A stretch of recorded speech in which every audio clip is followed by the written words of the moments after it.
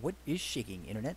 This is Saltz bringing you the How to DPS for Dummies Fire Mage Basics Guide for Mists of Pandaria, aka Patch 5.0.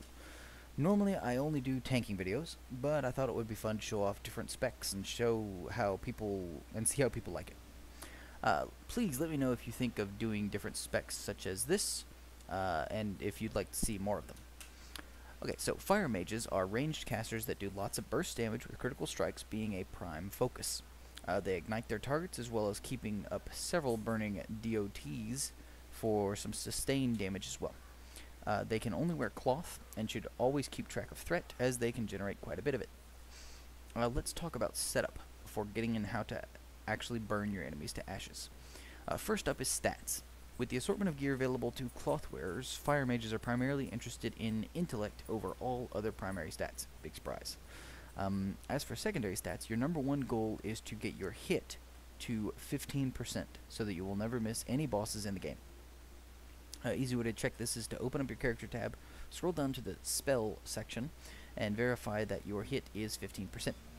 After hitting 15%, extra hit is useless, so you should be looking at other stats. Critical Strike is the best stat for a beginner fire mage and potentially later fire mages, and you probably should seek this out as much as possible and reforge into it as much as possible too. Mastery and Haste are both other stats that could prove useful, since Mastery increases your ignite damage and Haste speeds up your spell casts, but Crit is what you really want the most. Reforging is your friend to make sure that you get the hit cap and then get as high crit as you can. As a side note, I don't think it's possible, but if you reach 66.6% crit strike chance, you shouldn't get any more crit, as your main moves get a 1.5 multiplier on crit chance. I'm no theory crafter though, so if you want more details on that, go look up a guide, please. This is for the basics. Next up is talents. These are all subject to debate, so take my suggestions with a grain of salt. But these are the ones I feel best for noob fire mages like myself. In Tier 1, all are good, but Scorch is probably best, mostly because it can actually proc Heating Up and Pyroblast, as well as benefits from the 1.5 critical strike modifier from critical mass. Presence of the Mind is cool, because it can get you an instant Pyroblast, but you really should be getting those anyway, so it's not a big deal. In Tier 2, Ice Barrier is your probably go-to move. This is a small shield that prevents pushback, which, although negligible, may help you keep you alive or get more casts off. It also is on a 25-second cooldown for a minute shield, meaning it's super easy to keep up at all times. In Tier 3, none of them really matter for DPS, but I like Rings of Frost the best for ranged AoE stun, that I don't have to switch targets for. In Tier 4, pick up Cauterize. No hassle, escape from death every few minutes is easily the best talent here, although greater invisibility could be used as a damage reduction cooldown in certain situations, if need be. In Tier 5, they're all pretty good, but I like Living Bomb to keep up with the fire theme. It also works with some glyphs, which we'll cover in a minute. Technically, Nether Tempest is more of a no-brainer talent, though, and probably does more DPS to single targets, but I personally just like having Living Bomb around for more dots, and for nostalgic purposes as well, I guess. In Tier 6, Rune of Power is the most no-brainer talent to take, as it will increase your damage, healing, and mana regen while you stand in place. Invocation is probably better overall for your DPS, with a higher increase after using the skill.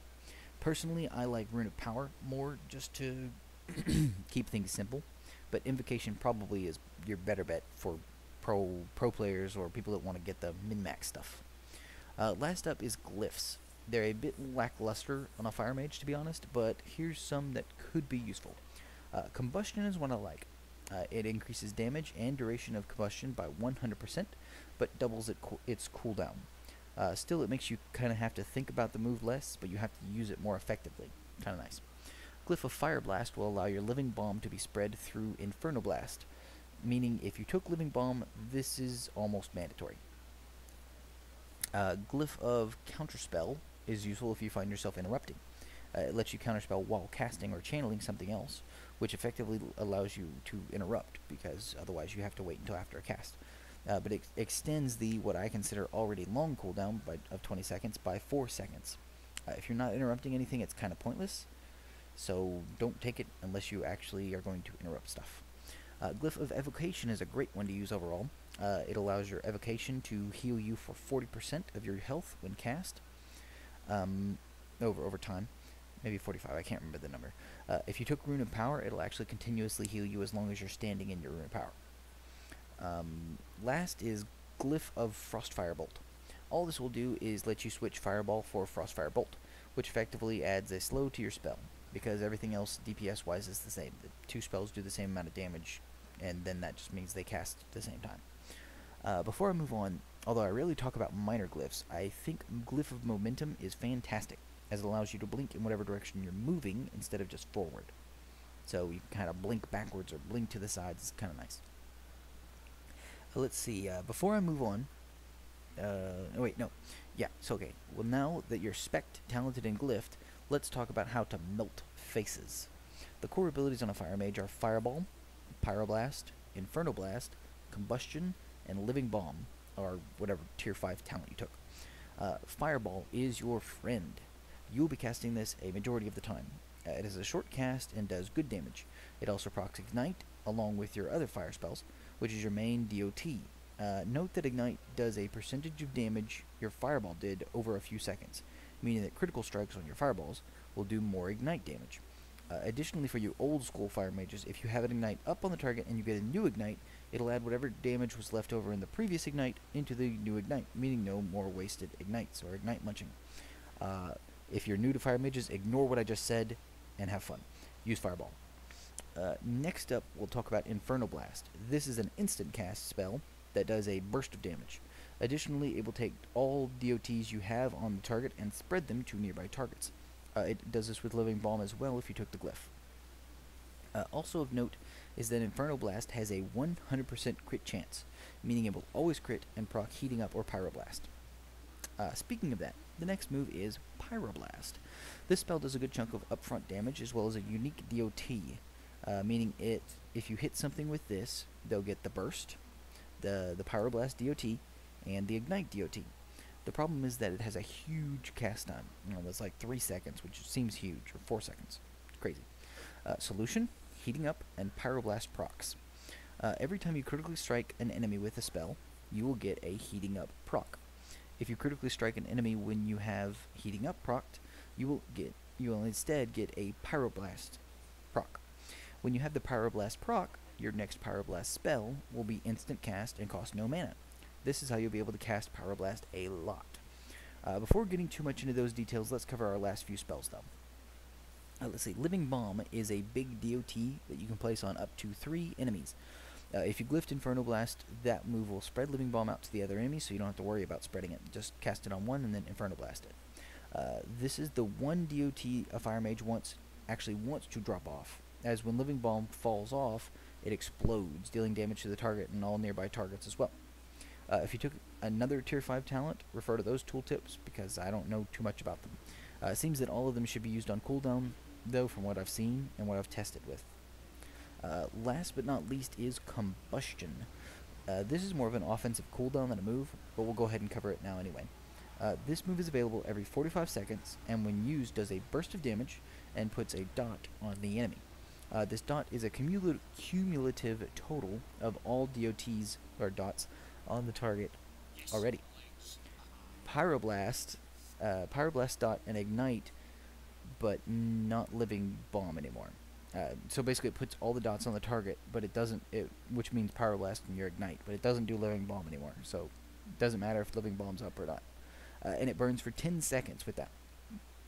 To maximize this, you want to use this move right after a critical strike from Pyroblast for the highest Ignite and Pyroblast dot possible. If glyphed, it actually becomes a 1.5 minute cooldown and doubles the cooldown and lasts for 20 seconds instead of 10 and deals twice as much damage up front. Note that this also resets the cooldown of Inferno Blast, which will allow you to use Inferno Blast immediately after casting Combustion to spread out Combustion to all targets. Let's see. Flame Strike and Arcane Explosion are going to be your main moves for AoE situations. Flame Strike is a targetable AoE that should be used on cooldown if you're facing a big pack. Arcane Explosion can be spammed as well, but you have to be in the middle of a mob to use it, so it doesn't really take priority in my book. In an AoE situation, what you do is you do your normal rotation, which we'll talk about. Dogs. Dogs and cats, gotta love them. You'll do your normal rotation, and you throw in Flame Strike whenever it's off cooldown. As Inferno Blast is going to spread your Ignite and Pyroblast DOTs out anyway. Doesn't matter. Now for priority, and when to press what. Fireball should be put on the 1 key, and will be pressed almost all the time. Living Bomb, or whatever tier 5 talent you took, should be on the 3 key and pressed whenever the previous Living Bomb falls off, or the other ones go on cooldown, I guess. Inferno Blast should be on the 4 key, and pressed whenever Heating Up procs. The reason for this is that if you cast Inferno Blast when heated up, this will guarantee a Pyroblast proc. Pyroblast should be on the 2 key and pressed whenever you get a Pyroblast proc. Combustion should be on the 5 key and pressed whenever a Pyroblast critically hits. At the bare minimum, just be sure to use Combustion whenever the Pyroblast, DOT, and Ignite are on your target. Scorch should be on 6 and used whenever you have to move or all your mana gets drained for some reason. And Flame Strike should be on 7 and used in AoE situations. Let's see, quick recap of that in terms of numbers. Press 1 until you get Heating Up. Press 4 if you have Heating Up to get Pyroblast. Press 2 when you have Pyroblast. Press 3 whenever your target doesn't have Living Bomb.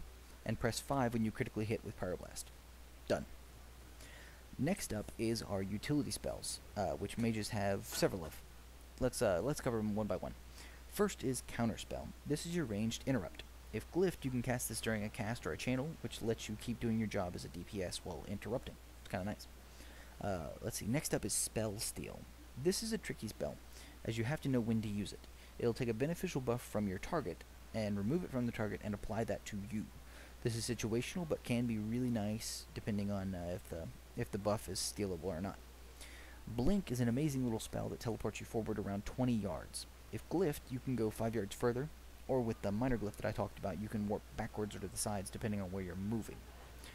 Polymorph is your CC, crowd control move that will help out in some trash packs if needed. You can use it sometimes, depending on what you're up against. Mages have lots of other abilities available to them, but these are the most pertinent to Dungeons raiding that I can think of. Let's go ahead and talk about cooldowns now. First up is defensive cooldowns. We have Ice Block, Invisibility, your tier 2 and possibly 4 talents, as well as Mirror Image to an extent. Ice Block is a move that freezes you for 10 seconds, stopping you from DPSing but also preventing all damage to you during that time. Invisibility will turn you invisible after a few seconds, stopping mobs from attacking you and essentially removing you from the fight. With the greater invisibility talent in tier 4, it actually reduces the damage you take by 90% while invisible and 3 seconds afterwards, and I think it makes it instant, like your invisibility instant, allowing for kind of a big defensive cooldown if that's what you took, instead of Cauterize, but yeah. Your tier 2 talent is a minor defensive cooldown if you took Temporal Shield or Ice Barrier. Ice Barrier should be used whenever it's off cooldown and you don't have it up. Temporal Shield should be used when you're talking about a big spike of damage as it stays up for 4 seconds. Then it heals you back for all the damage done in that 4 seconds for 6 seconds afterwards, after it falls off, if you kept up with that. As discussed, if you took greater invisibility in tier 4, that can be used defensively. Otherwise, Cauterize will let you survive a big hit, although you'll be in severe danger of dying afterwards without some healing. Mirror Image is an offensive or defensive cooldown. You really should use it on cooldown for increased DPS, as your clones will help increase your DPS slightly, but it can actually be used in case you get aggro on a mob or a boss. When used, any enemies that are hitting you will attack your clones first, buying you a few seconds, if you're up against a boss. Just real quick, the middle mouse button, I actually move around quite a bit. Most of the time, I just keep it at, I keep it on, what is that thing called? I keep it on Ice Barrier, which is one of the ones I took. So I keep Ice Barrier up all the time through my middle mouse button. Yeah, the background video probably doesn't show this because I'm really bad about using it. But you should be able to keep that Ice Barrier up all the time. So I keep it on the middle mouse button. And every once in a while I switch Counterspell so in case an interrupt is necessary for the middle mouse button. Okay, so Mirror Image we just discussed. Let's see, Time Warp. Time Warp is a big DPS cooldown all mages have, allowing you to increase everyone's DPS output in the entire raid. This is the same as Bloodlust or Heroism, and should be coordinated with your group on when to use it. As for buffs, mages have a few armors available to them. However, fire mages only have one option, which is Molten Armor. You should keep this up at all times to increase your critical strike chance. In addition, keep up Arcane Intellect, which will increase your spell power and haste, I believe. And that's about it. I hope you've enjoyed this quick guide to fire mages and Mists of Pandaria. Please like, favorite, subscribe, all that jazz. And as always, you keep it salty, Internet.